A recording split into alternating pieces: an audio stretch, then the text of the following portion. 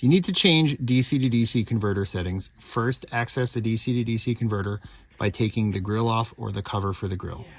If the DC to DC converter is not on at the moment because it's been sitting without solar input or alternator input and has gone to sleep, you can reset the DC to DC converter breaker in your breaker panel and it will turn on when you reset it. To change settings, you're going to hold down the button on the left here, which is Info. When you hold it down for long enough, you'll notice all of these lights blinking at the top. The next button goes between all of the settings.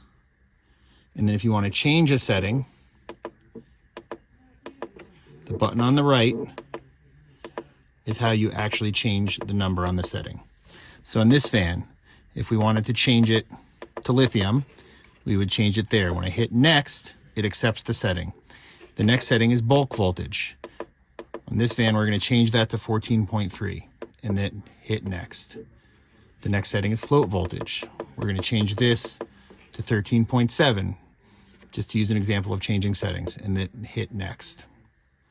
H50 is 50 amps charge rate.